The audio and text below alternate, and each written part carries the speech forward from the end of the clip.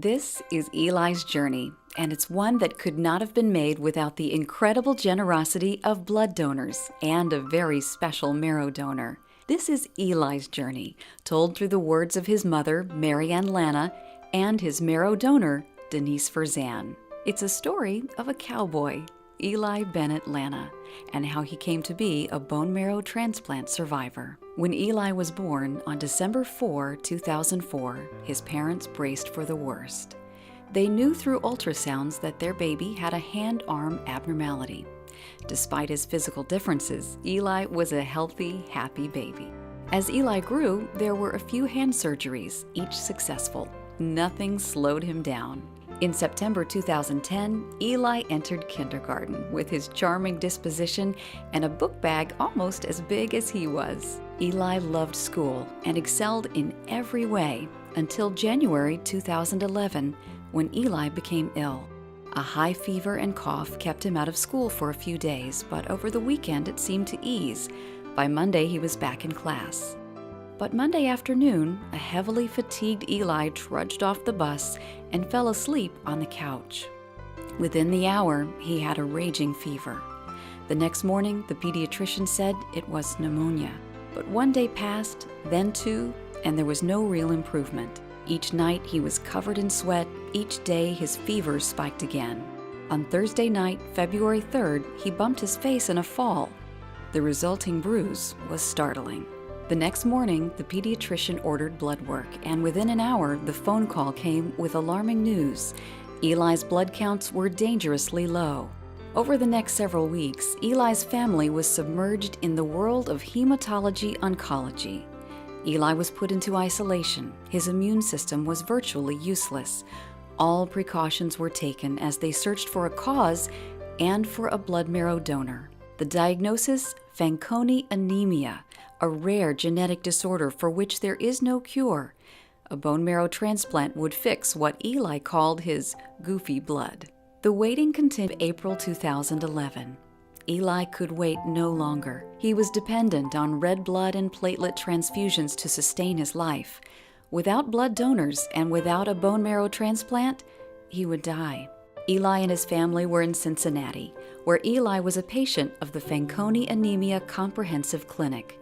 It was here, in a tiny room, while Eli was next door under sedation for another bone marrow biopsy, that the nurse informed Eli's family a donor was found, and willing, able, and eager to save Eli's life. Eli survived and is doing well thanks to a bone marrow donor and dozens of blood donors who kept him well enough to fight his illness. Hello, my name is Jen Wallahan, and I'm an account manager with the Rhode Island Blood Center. My job is to educate the community on the importance of giving blood, and I'm here at your school today because you have a blood drive coming up. If you have never donated blood before, you are probably wondering what you can expect. Although the actual blood draw takes only a few minutes, the entire donation process takes about an hour. There are 4 steps to giving blood, and before donating, you want to make sure you are well hydrated and eat prior to giving. Step 1 is registration, where you fill out a questionnaire about your general health history, travel, medications, etc. Step 2 is interview, and this is a step like a mini physical. A staff member from the Rhode Island Blood Center will go over your questionnaire. Everything you share is confidential, and we do not share with your parents or the school. Our staff member will take your temperature, your blood pressure, and test your iron levels to make sure that you, as a donor, are healthy enough to give.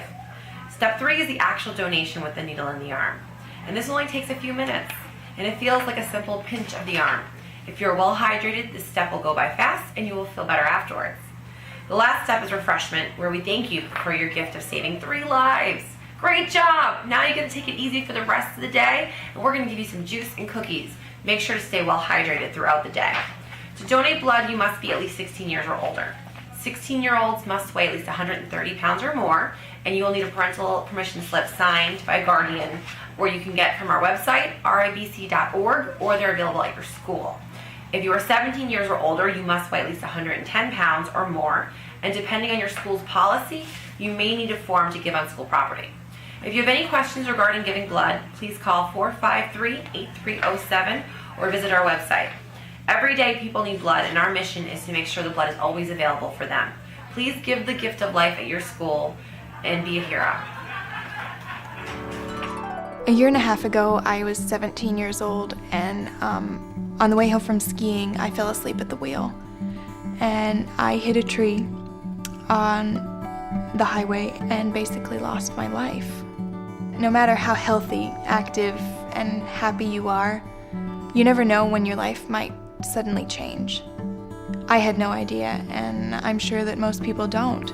You know, I walk into a room of people, and one of the first things that comes to my mind is maybe someone in here saved my life. I just don't know. And I think that's the wonderful mystery about it. I am so thankful for people donating blood because I was given another chance to live.